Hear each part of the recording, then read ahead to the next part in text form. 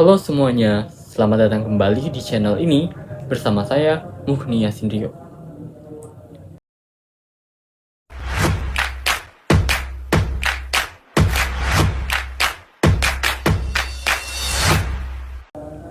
Baiklah, di video kali ini aku akan membahas soal tipografi. Aku juga akan membahas tips memilih font yang baik dan sering digunakan dalam dunia arsitektur.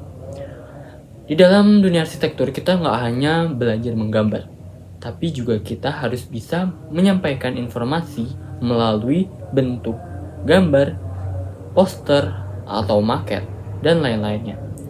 Di dalam dunia arsitektur itu juga kita nggak selamanya hanya menyampaikan informasi melalui hanya gambaran saja, tapi juga kita perlu menambahkan sebuah tulisan-tulisan atau kata-kata agar memperjelas informasi yang akan kita sampaikan.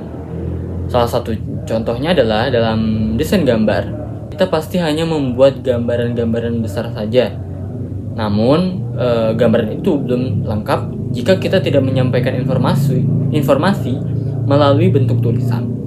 Nah, salah satunya adalah gambar poster. Dalam dunia arsitektur, poster itu adalah media informasi atau penyampaian informasi dalam bentuk sebuah gambar dan tulisan agar klien atau pembaca dapat memahami secara jelas desain kita. Di dalam desain poster itu pasti terdapat tulisan-tulisan juga. Nah, di dalam tulisan itu pasti tidak menggunakan font yang susah dibaca, tapi yang jelas dibaca. Baiklah, balik ke topik pembahasan awal. Kita membahas tentang tipografi. Tipografi itu apa sih? Jadi, tipografi adalah disiplin ilmu yang mempelajari tentang aksara huruf atau karakter huruf dalam menulis kata-kata atau karakter huruf dengan baik dan benar dan dapat menarik perhatian bagi orang-orang sehingga membuat seorang pembaca itu tidak bingung. Nah, di dalam dunia arsitektur kita juga perlu memperhatikan pemilihan-pemilihan huruf.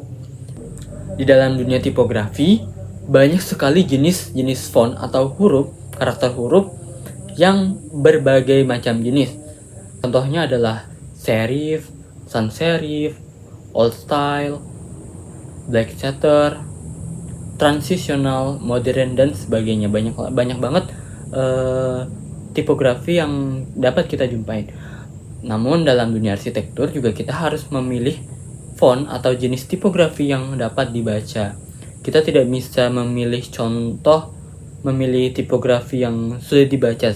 Contohnya adalah di bagian brush itu umumnya kita sering menjumpai karakter huruf yang bersambungan, sehingga jika kita memasukkannya dalam sebuah poster atau sebuah desain gambar, ketika kita menulis menggunakan tipografi tersebut, maka sangat sulit bagi pembaca atau klien kita memahami apa yang kita tulis. Nah, contoh kasus itu juga ternyata membuat kita harus perlu memperhatikan font atau jenis tipografi apa saja yang sebaiknya kita gunakan. Sebelumnya, tips memilih font yang baik untuk desain dalam arsitektur.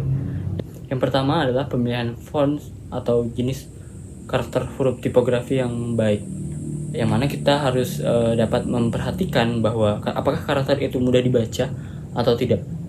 Jika kita memilih font seperti brush, itu kan dia sulit dibaca ya, dia hurufnya lebih ke tegak bersambung, sehingga ketika dia dipakai dalam desain untuk arsitektur, ketika orang membacanya itu dia akan sulit memahami apa yang ditulis, sehingga informasi yang sebelumnya ingin disampaikan tidak tersampaikan secara jelas. Lalu yang kedua, mempertimbangkan ukuran font. Seringkali kita melihat tulisan yang kadang fontnya itu atau karakter hurufnya itu kadang besar, kadang kecil, jadinya itu kayak berhamburan sehingga tidak enak dilihat dan juga mengganggu penglihatan secara visual, dan juga secara penyampaian informasi juga tidak baik karena berhamburan, jadi sulit untuk dibaca. Kadang kayak contohnya misalnya seperti ini, dia kadang tulisannya di atas ada huruf A-nya besar, huruf I-nya kecilan, atau huruf apanya itu kekecilan gitu. Nah, itu jadi kita harus memilih font yang baik. Baiklah, mungkin itu saja yang bisa saya sampaikan. Semoga video ini bermanfaat bagi kalian yang sudah menonton. Terima kasih. Wassalamualaikum warahmatullahi wabarakatuh. Bye.